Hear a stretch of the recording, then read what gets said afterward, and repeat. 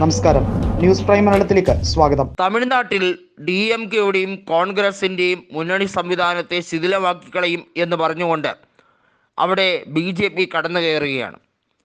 അണ്ണാമലയുടെ നേതൃത്വത്തിലുള്ള BJP അവിടെ 21 ലോക്സഭാ സീറ്റുകളിലാണ് മത്സരിക്കുന്നത്. ബാക്കിയുള്ളത് സഖ്യകക്ഷികൾക്ക് നൽകിയിട്ടുമുണ്ട്.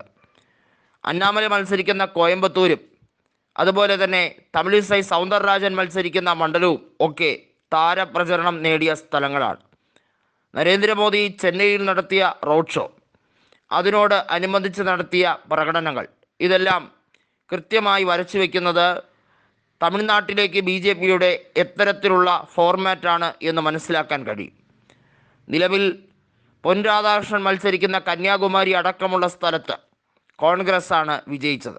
കഴിഞ്ഞ തവണ വസന്തകുമാറിനോട് പൊൻ രാധാകൃഷ്ണൻ പരാജയപ്പെട്ടത് 2.25 ലക്ഷം വോട്ടുകൾക്കാണ്. അദ്ദേഹത്തിൻ്റെ മരണത്തിന് ശേഷം അദ്ദേഹത്തിൻ്റെ മകൻ വിജയ് വസന്തിനോടും പൊൻ രാധാകൃഷ്ണൻ പരാജിതനായി.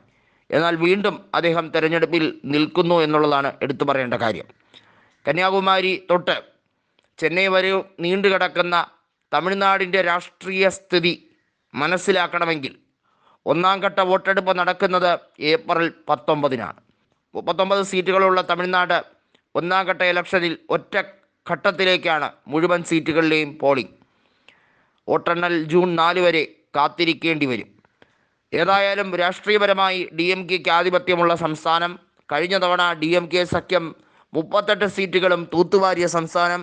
അത്തരത്തിൽ നോക്കുമ്പോൾ ഇക്കുറിയും വലിയ നഷ്ടങ്ങളൊന്നും സംഭവിക്കില്ല എന്നുള്ളത് എഴുതി വയ്ക്കാൻ കഴിയുന്നതാണ്. മാത്രമല്ല, എല്ലാ എക്സിറ്റ് പോളുകളിലും 30 മുതൽ 32 സീറ്റ് വരെ DMK സഖ്യത്തിന് ഉറപ്പാണ്. എന്നാൽ BJPക്ക് 2 സീറ്റ് വരെ കൊടുക്കുന്ന പല സർവേകളും ഉണ്ട്. അത് ഏതൊക്കെയാണ് ഈ 2 സീറ്റ് എന്ന ചോദ്യം പ്രസക്തമാണ്.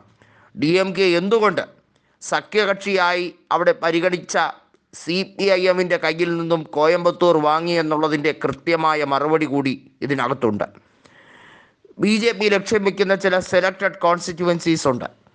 അത് മാത്രമാണ് അവർ ഫോക്കസ് ചെയ്യുന്നത്. അവർ വോട്ട് ഷെയറിലോ അവരുടെ തെരഞ്ഞെടുപ്പിലോ ഒന്നുമല്ല, ചില മണ്ഡലങ്ങളെ മാത്രം കേന്ദ്രീകരിച്ച് പ്രവർത്തിക്കുകയാണ്. അതിലൊന്നാണ് അണ്ണാമല മത്സരിക്കുന്ന കോയമ്പത്തൂർ. കോയമ്പത്തൂരിൽ BJP ജയിച്ചിട്ടുണ്ട് എന്നുള്ളത് എടുത്തു പറയേണ്ടതാണ്. 98-ലും 99-ലും അവിടെ CP രാധാകൃഷ്ണൻ ജയിച്ചിട്ടുണ്ട്. അത്തരത്തിൽ നോക്കുമ്പോൾ കോയമ്പത്തൂരിൽ വിജയിക്കുക അസാധ്യമായ കാര്യമൊന്നുമല്ല. പക്ഷേ DMK അവിടെ അതിശക്തമായി തന്നെ തെരഞ്ഞെടുപ്പ് പ്രചരണവുമായി രംഗത്തെത്തുകയാണ്. ഒരു ഘട്ടത്തിൽ പോലും വിട്ടുകൊടുക്കാതിരിക്കാൻ വേണ്ടിയുള്ള തീവ്രമായ ശ്രമം അവിടെ നടക്കുന്നു. അതിലൂടെയാണ് DMK സംസ്ഥാന തലത്തിൽ വീണ്ടും കരുത്താർജിക്കേണ്ടത് എന്നുള്ളത് ഉറപ്പിച്ചു കഴിഞ്ഞിരിക്കുന്നു.